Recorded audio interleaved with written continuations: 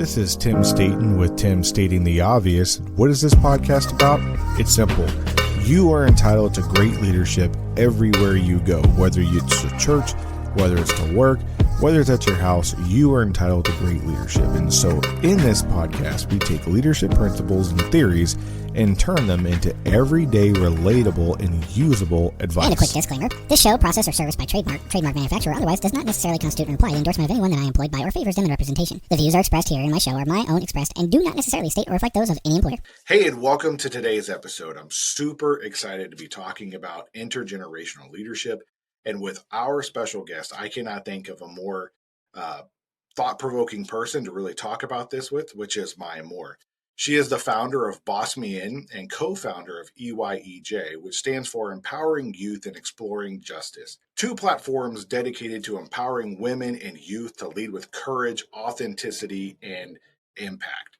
Through Boss Me In, Mai champions a diverse community of women, providing mentorship and opportunities to rise as fearless leaders. At EYEJ, she empowers thousands of young people in critical conversations and social action work around injustice issues. Mai's fearless leadership has inspired transformational growth from guiding policy reforms and building networks and uplifting marginalized voices. As a speaker, she motivates audiences and takes bold action, leads with integrity, and makes a lasting impact. So Mai, welcome to the show.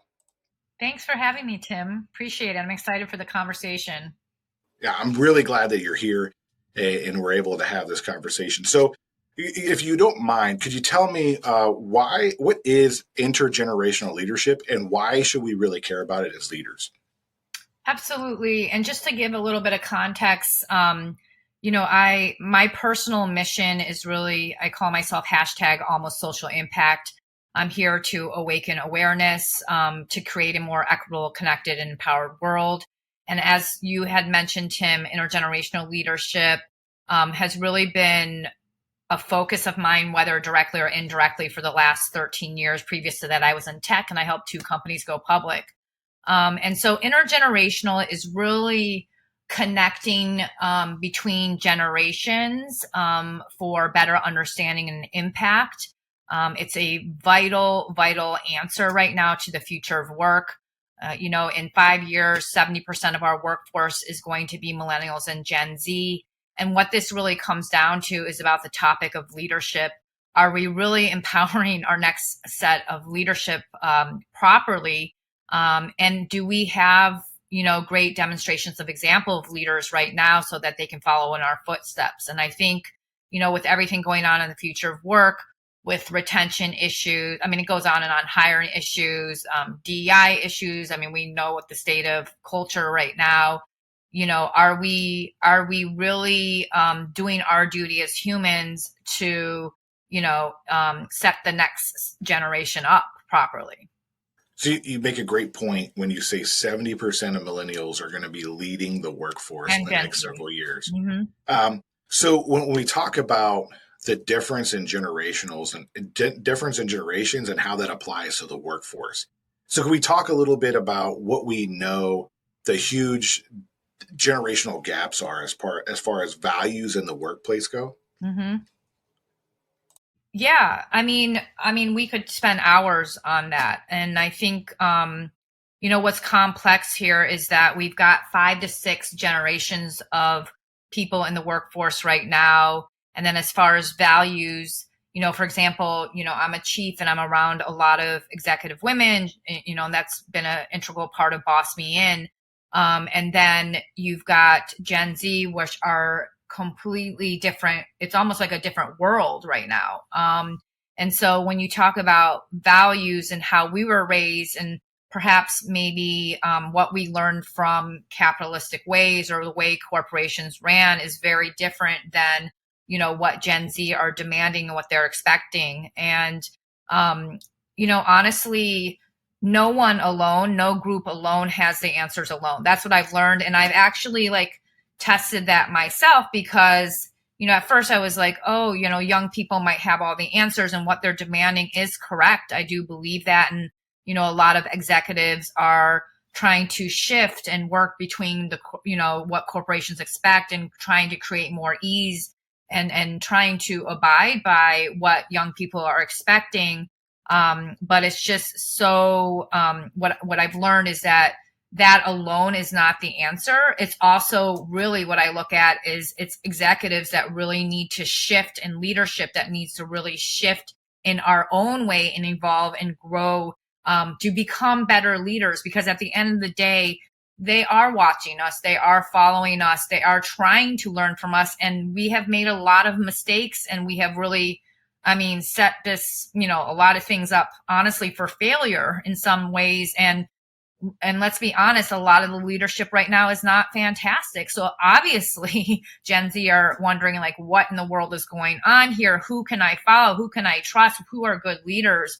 And so again, it's not about one party having the answer regarding intergenerational leadership. It's about us coming together to create that answer for positive impact. So what is one, or what are the common themes then that we can all come together? What's the common thread that ties everybody together other than we're all human beings? That's an amazing question. And actually, what's interesting is that for a while, I thought that we were farther apart as far as generations than we actually are. There's a lot of negative talk that gets into the media, about how we are so drastically different, but we are actually very similar. I think what I have seen is that all parties here do want a better world, meaning they want a better culture. They want to thrive in their work. They want to be healthy. They want to be happy. They want to be purpose and mission focused. They want to create good impact. Yes, of course. I think all of us know that money is important, but money is not the sole factor. It's a couple different factors intertwining that is really the commonality, which I think all persons want in this endeavor. So I was just taking a quick note on that, because you said money's not the important thing. And I think I agree with you that value, right? Bringing value to everybody is what's probably one of the most important things out there. And so as we have younger people coming in, how do we set the right expectations to be like, well, you want to make an impact, but there's a right way to make an impact, or there's a way to make an impact that's different than what you perceive to be the way to make an impact. So how do we develop and coach and encourage that initiative without killing the spirit? Powerful question. And you kind of had two questions in there regarding the value.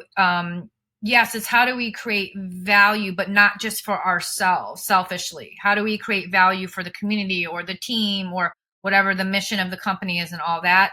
First of all, if we're talking about leadership, we need to be more authentic. We need to be honest and say we don't have all the answers. We need to meet and be respectful of each party. I see a lot of times that each party is not respecting each other, meaning that, come to the table as humans, and we have to trust ourselves as leaders that we do have answers. Actually, Gen Z have a lot of answers too. And so how can we come to the table and then have those conversations, right? Openly, not in a political way that I have to have a face and I'm scared to speak because I'm scared of this executive or, too many demands or pressures. Having open conversation about whatever the problem is to create a solution together, right?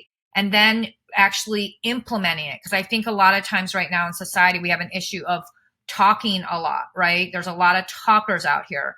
And that is somebody that I am absolutely not. And I think that Gen Z need to see that. To your point about impact, what does impact really mean and what does it look like? We have to demonstrate by example. And so to answer your question about, what is the impact, have that conversation, right? Together to exactly answer that. What is the impact that we want? Is it the $20 million goal that we want to reach as a company? Or is it that we want to focus on the mission of the company and what we're trying to accomplish? And then there's different aspects of that and different areas that tie into that, if that makes any sense. No, that makes great sense. And so when we talk about developing people, what is a key thing that you learned from a mentor of yours as you were growing up? Because at one point in time, we were the younger generation Yeah, one and time. we had another generational guide, right? Yeah. So, what is something that you hold on Yeah. from mentors of yours that you still like to impart to people today? Um, obviously I'll share this. I can't say that I was a normal example, but I would say what resonates with young people is that my mentors demonstrated by example. So if there was a goal at hand, they were working. I saw, I have had many amazing mentors, but I saw them actually implement it themselves as an example versus just directing it and saying, this is the goal, go make it happen. So we have to, I think young people are very visual.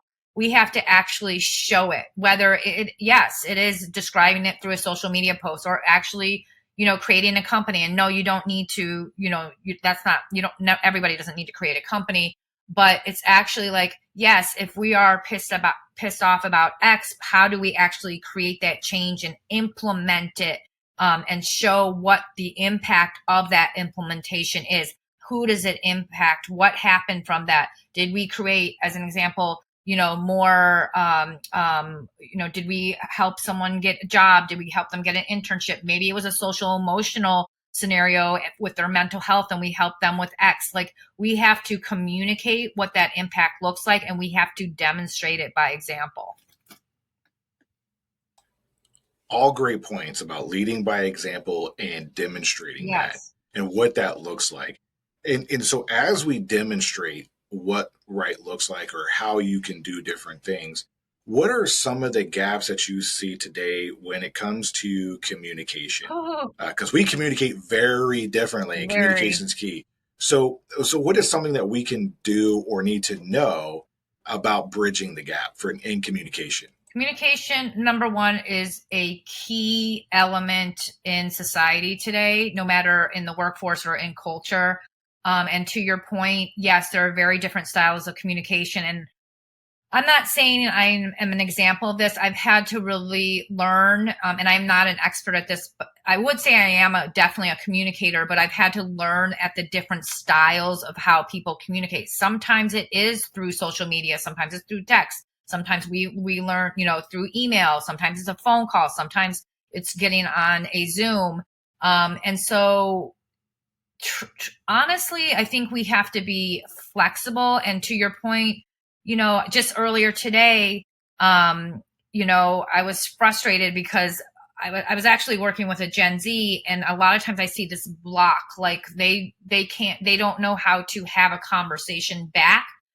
They're used to maybe being given, whatever the goal is or the task is, and then maybe they communicate once and that's it. No, it's okay. We have to show that it's okay to ask questions, or it's okay to respond back. And then this is a trait actually I learned from my uncle in the military, is communication is I say something, you repeat it back so that I know that you are understanding it, right? And young people don't understand that, or they haven't been trained. I shouldn't say they haven't been trained that way, right? It's very one off.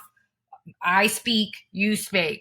Like and so we need to allow for space, and that comes back to us as the older generations, is have we been creating trusting environments, where we can collaborate, where we can have that conversation, where it's okay to be vulnerable, where it's okay to say I screwed up.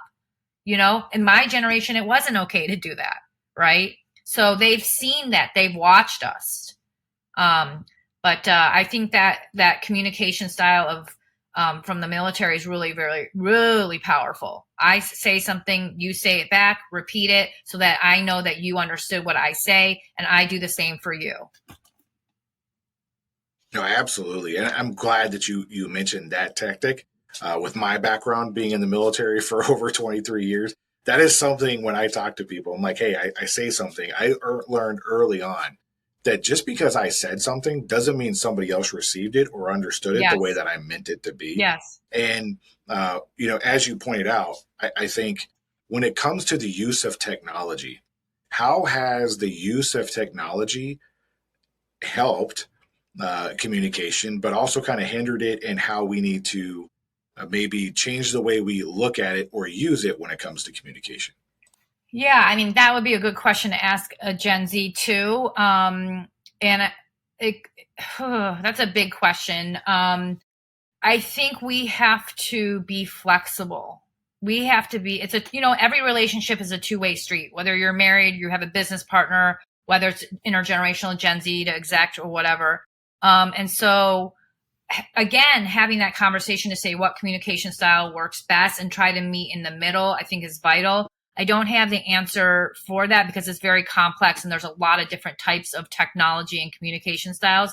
I think something else to understand is with women and Gen Z, what I'm also learning too is that we are really trying to empower each other, saying that we are enough, meaning when someone says something, it is enough. And so I think that's also a miscommunication because that's why sometimes young people don't respond back because they are saying, okay, what she said is enough. And so I don't think that she needs a response to that.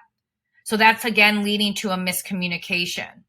Right. And I think to your point, like literally having a conversation again and saying, what's the best communication style with whoever you're talking with?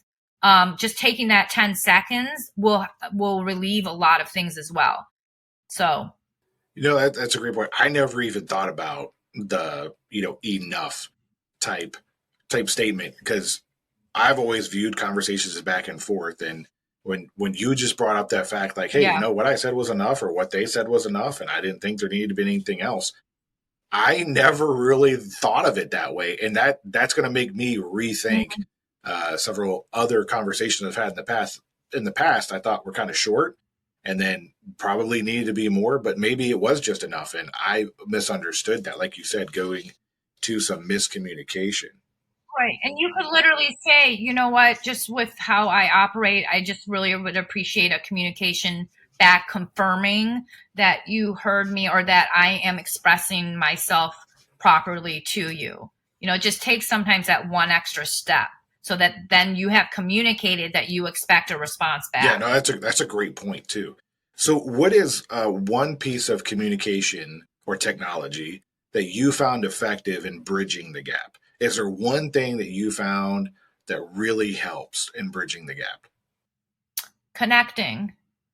So, we're in this remote versus in-person world.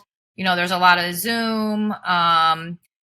There's a lot of social media, but I think at the end of the day, when you can literally talk to someone, if it's all you can do is Zoom or if you can meet in person or have that coffee, it makes a world of difference. And I'll tell you why.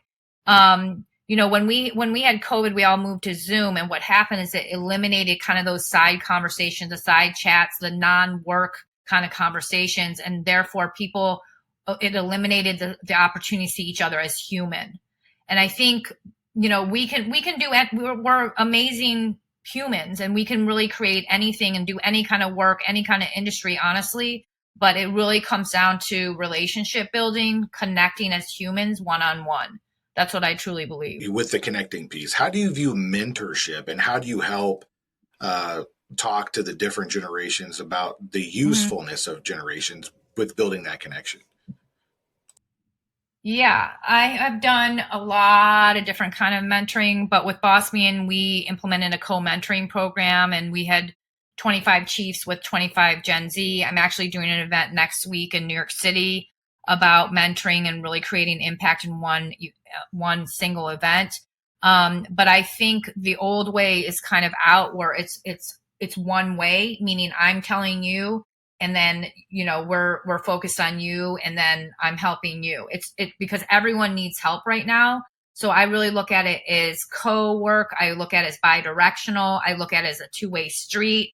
I look at it as each person should have respect for each other. Yeah, of course, execs have a lot more experience. Like I mentioned this morning, we have made a million mistakes. And Gen Z, they have energy, they have new ideas, they really want to create a better world. But it's like we have to have that respect for each other and come together and there be bi-directional mentoring, because we are all teaching each other things all the time. That's really what this world is about. No, absolutely. I learn new things every single day, and I'm just amazed. I'm like, Yes. man, because I come from a tech field too, and that's probably the reason why I ask a lot of tech questions. And I'm like, yeah, I knew that, I knew that. And they would tell me something like, oh, I had no idea I could use that technology Right. that way, and it was just so Right. insightful on how they view the world. And so, go Right. ahead. And I think with our, and I don't know about you, but my background was, and again, very capitalistic ways, is that we were, as leaders, you're supposed to have all the answers, right? And it's not that kind of world anymore, because no one has all the answers on their own. And to your point, Tim, we're constantly growing no matter what age you are. I have a mentor that's 83-year-old, male, and he says he is still learning. So I appreciated that comment that he made to me. No, So. absolutely. We are all learning. So, Mhm. with that, what is the most unexpected thing that you have learned from the newer, younger generations? Oh, that's a big question. How much they really care. They really, really care. In some ways it could be a frightful world, but at the same time, it's a world full of opportunity and really exciting, and people are doing really exciting things. And they really, really care about creating a better world. And you see that in many different capacities, whether it's in the future work area, whether it is, the kids at college who are talking about the issues there, in society. You see it in communities. You see it through social media. And I think, there was a famous quote. Don't quote me exactly, but it is the young people that creates, the revolution of the world. It's not us, it's them, because they're watching. So the reason why I'm shocked by that is because you would think, with all the things, commotion going on in the world, that people are shutting down. And yes, maybe some are shutting down, but you would think that people are, and there is stories about, and data about people becoming more isolated. You would think that they wouldn't care, but they do. They really do.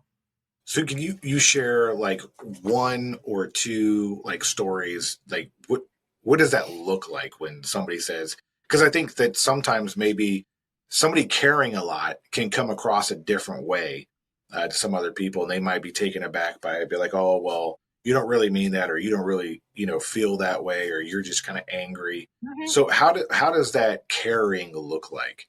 Oh, that's a big question. I mean, I can share many stories. Caring might be, for example, I just mentioned I'm partnered with a Gen Z who has created her own Gen Z community, and we're partnering and doing a bi-directional event, bridging, chief executive women with Gen Z founders. And so that caring means, like, we're stepping up to the plate. We're showing action. We're showing up. We're creating something, a platform, a space, so that people can come together and then create their own impact, right? Because that trickles to other people. So that's an example.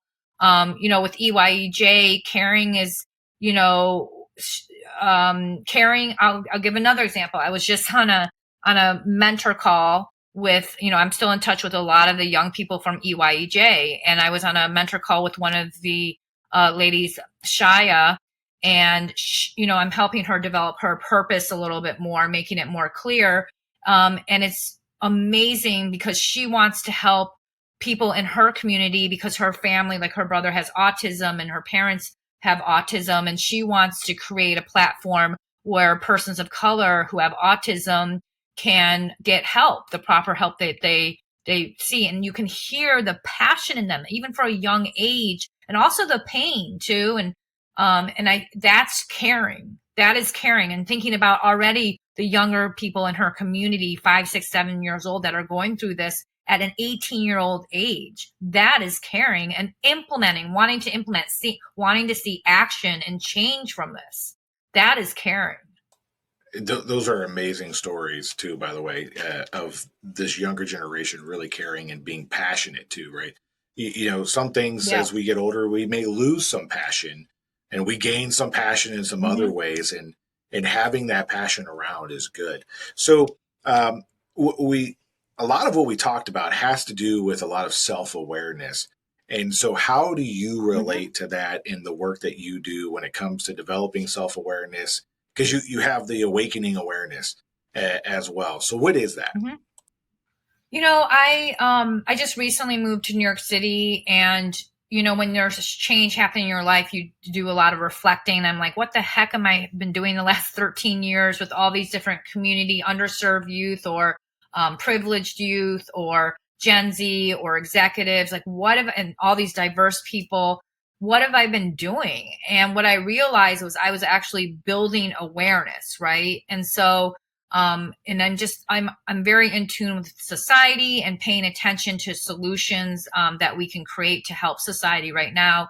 And to your point, there's this demand for the need for leadership that matches this new world.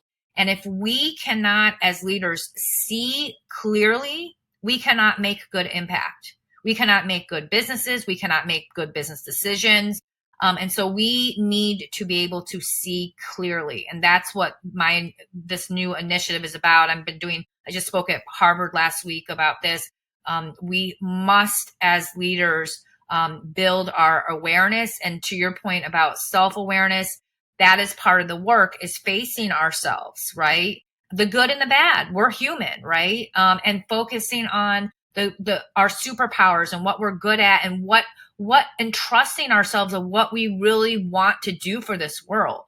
What is our purpose? How do we want to help? That's really what it comes down to. How do we want to help each other, our communities, and so on? And so this is a new kind of rebirth, I believe, in society happening right now. But self-awareness is absolutely fundamental. And I think a lot of people actually have a hard time with it. And I'm curious, how we can make it sexier and not so negative, because it's not all negative. Yes, you do sometimes go through some pain points. It's not, it's not always easy. But we have to allow ourselves to grow, and it's okay to change. That's not a negative thing. That's a normal part of life. And self-awareness is definitely part of normal part of life as well. No, absolutely. And you just reminded me of Sun Tzu's quote where he said, "You may know your enemy, and you'll lose 100% of the battles if you don't know yourself."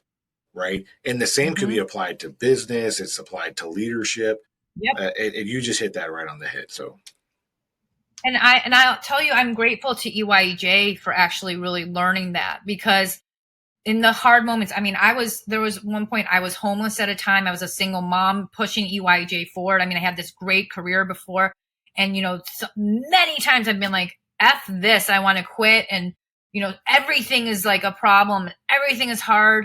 But the truth is, in those moments when you can face yourselves, you hold the answers. And that's part of self-awareness that we are not taught. And it's vital for leadership. It doesn't matter what industry, what role, job you have. We hold the answers within us. And that's part of self-awareness. no, absolutely. So Mike, I just wanted to. I always give everybody the last word, and I always try to make sure that all the guests that come on the show, one, if there's a question that I didn't ask that I should have asked, what would that question be? And then two, is there anything that we didn't talk about? You were like, you know what? I really have to talk about this. I'm really passionate about it. I got to get off my chest. And so I just kind of want to offer up the last little bit to you and to what you have to say for the final word. Yeah, I think my question I would have asked is, who are you as a human?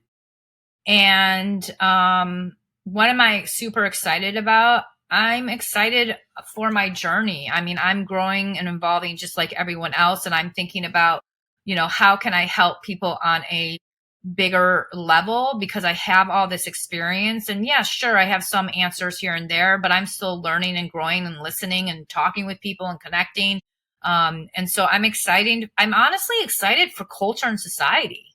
As crazy as that sounds, a lot of people are, and of course there's moments I'm effing upset with what's happening, or, I'm in pain or whatever, but I'm actually keeping my eyes open and trusting the universe right now. And there's a lot of amazing things happening right now.